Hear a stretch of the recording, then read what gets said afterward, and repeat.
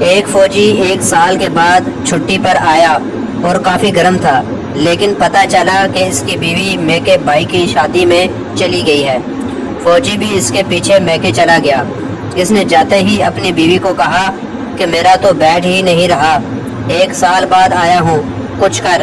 بیوی نے کہا میں تو عورتوں والی سائڈ پر سوؤں گی۔ فوجی نے کہا کوئی بات نہیں، میں رات کو جب سارے سو جائیں گے آؤں گا اور پوچھوں گا کیا تم نے میٹھے چاول کھائے ہیں؟ تم کہنا ہاں، مجھے پتہ چل جائے گا کہ وہ تم ہو۔